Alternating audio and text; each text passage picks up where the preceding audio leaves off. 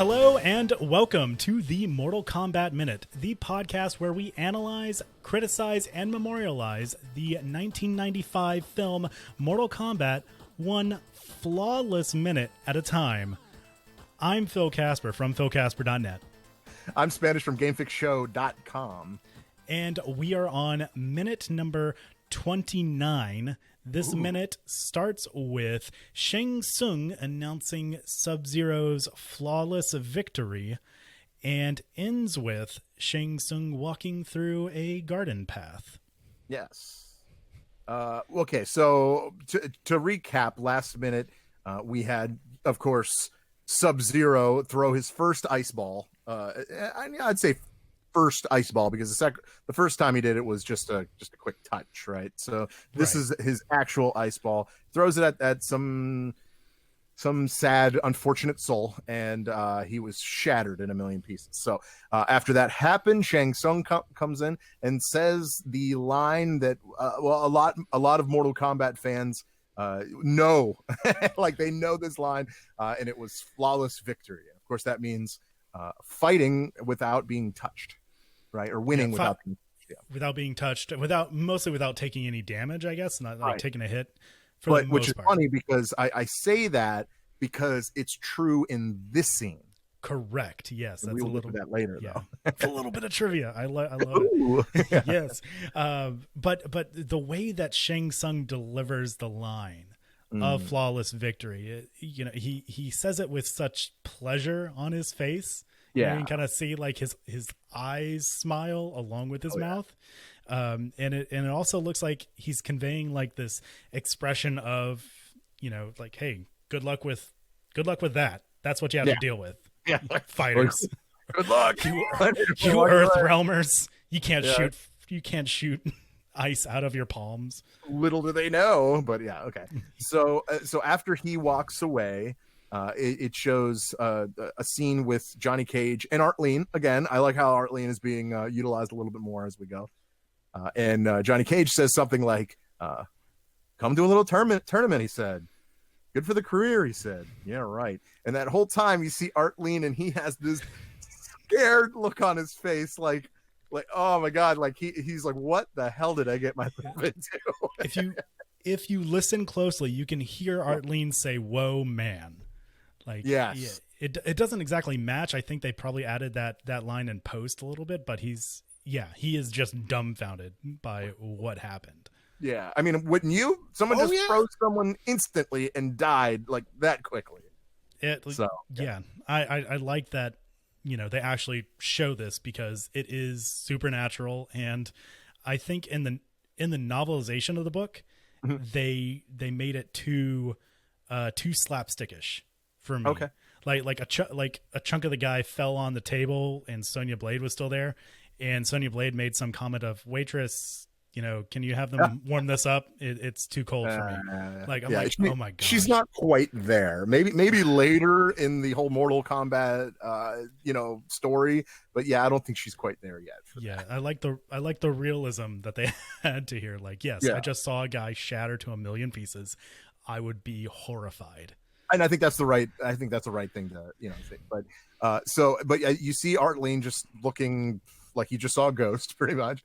And then you see Johnny Cage, or excuse me, then you see Liu Kang. Excuse me, I couldn't remember his name for a second there. Past the two of them, and kind of like walking. Looks like he's walking for a purpose here. And Johnny Cage stops him by grabbing one of his arms, and he says, "Hey," or he says, "Liu, hey, where are you going?" And of course, Liu says, "Well, I'm going after Shang Tsung, of course." Of course, yeah. Where would I be going? Yeah. And then Johnny Cage then replies, "You can't go after him. Don't you remember what Raiden said?" Right. So, And I want to concentrate on this shot for just a minute, because during this we see, well, for one thing, the first thing I noticed in the background was a shadow priest kind of walking away. I always like play a game of spot the shadow priest now that I know like what they look like and they're done. They're done with what they needed to do for the dinner, I think. But if you look on the left shot of the frame, right past the gargoyles, and kind of near the floor, you see a little bit of debris like pushed up against the wall, and by the steps and everything. So I'm thinking, oh, this must be where all like the seat cushions and the food must have gotten like pushed off to the side. So maybe that floor wasn't as pristine as we thought. That's a good call. Which is actually good because, obviously with a little movie magic, it could have just disappeared, but maybe they did like consciously say, okay, we'll put it there and that's fine. Right. It's not a lot, but Maybe. it's a little bit. Yeah. Just something that I noticed. No, you're fine. What I noticed, as the scene goes on, we can actually move on a little bit, and I'll tell you something else that I noticed that was, I guess, what you can call in the movie industry a jump cut. But we'll get there. So after he says, "Do you remember what Raiden said?" Then Sonya runs up and says, "Yeah, but he didn't say anything to me," which means Raiden. Shang Tsung knows where Kano's hiding. Like she has a one-track mind. She came here to take down Kano, and she's going to do it. No one else is going to step in her way. I mean, That's really what's happening. That's her mission. That's what she has to do. Well, of course, after she says that and walks away, Johnny Cage gets all moon eyes and all, and all like, pretty much he's in love at this point. And you have the line. I don't know if you want to say it or not. Oh yeah. Well, he says, you gotta admire her when she sets her mind on something, and then he starts to trail and then off. Liu Kang, of course, says it's not her mind you are admiring. And in Johnny Cage fashion, he says, "True." Like, just agrees. It's true. Which is perfect. That's exactly what he probably would say. Yeah. Okay, so jump cut. Let's do this real quick. So if you go back and you see the Shadow Priest walking away, okay, then next you see when the three of them are together talking to each other, you see a guy in the background that has a striped shirt. Like a t-shirt, I don't know, whatever it is. Okay, it's like a weird polo or something. I don't know. Yeah, I don't know. It doesn't really matter. Okay, but you could tell that it's a striped shirt. It looks like brown and white stripes. Okay, well, as Liu Kang says, it's not her you admiring, and then Cage says, well, it's true. You see the same guy again, walking the same path that he did before. Oh, okay. I'm looking at some of the stills that I took. I see it. Yeah. I don't know if it's the same guy or it's another guy wearing the same exact shirt. I don't know how likely that would be, but I think they kind of messed up the background blocking, if you will. But you'd have to like really notice that to see it. But I noticed it. There you go. Well, and I think that's because they did at least two different takes because they were using two different camera angles for this particular scene. One thing that I did notice also was that one of the extras going up the stairs and walking behind them, walking away from the group, is actually another female. So we have at least 3 females in this or at movie. Least a male with long hair. Or yeah. Well, I mean, but it's I think in an earlier, when you see them walking up the steps, you see like the side profile, so it's easier to tell.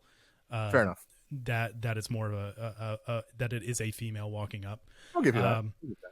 And while this shot was happening, I thought something was wrong with either the source material I was looking at it on, or maybe something was wrong with the camera that they were shooting on. Something wrong with the film, I thought, because if you look at the bottom line of the framing of the shot, it seems discolored. Like, did you catch that? It looks a little bit yellow near the bottom, and it's fading into the as you get closer to the center of the frame, and it fades back to normal, like color grade. And I thought there was something wrong with the film. It's just out of focus. Yeah. Right. Turns out it's not, because it's just the angle that the camera is taking the shot from. Because as Liu Kang is walking up the steps and Johnny Cage is going after him, we're starting to zoom back out into a wider shot, and we're actually looking at this group through the lattice work of the wall, and we see this ominous hand, this 3-fingered hand, like kind of just like feeling and drifting on the lattice work. Well, I obviously know what that is. It's obviously Ninja Turtles. Yes. Which, by the way, they were in a NetherRealm game, but that's not here nor there. So technically canon, I guess. kind of. Well, no. In the first shot of this hand, though, I did notice like there's a little like metal bracelet. It looks like almost like an ingot or whatever around this hand. And then we see a shadowy figure as we go even of a wider shot. Yeah. And then you just hear this weird guttural growl. Yeah. Like, "Ruh." And then we cut over to a shot of this once again another section of the garden, I'm assuming. That's actually what I put down. So yeah, okay, we agree on that. Yeah. And it's just more a continuation of the garden, I guess. I guess it's like on the other side of the Great Hall or something. But all it is, you see the sculptures, you see the fire, the walking lane or whatever you want to call it, and the back of Shang Tsung. That's really all we see. Yeah, and that's really the final part of this minute. I do have some notes on the garden, but like we're gonna see some more of it next minute. So I actually want to save it for the next minute. Okay, that's fine. That's fine. Do you have any character descriptions you'd like to throw out? I'm glad you asked that, Spanish, because actually I do have. That is not a setup. I did not know. I just asked. I put you on the spot. That's how.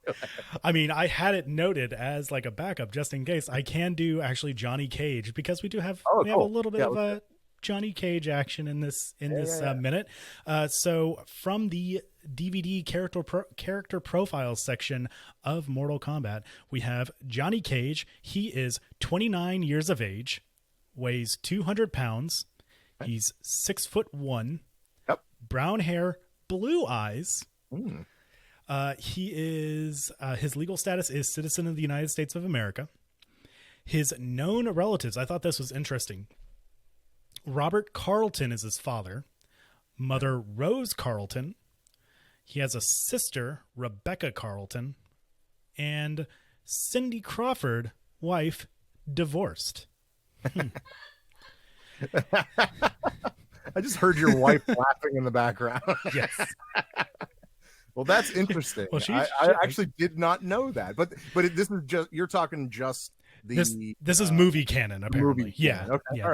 This is all like strictly movie alternate universe here. Why not? Birthplace was Venice, California.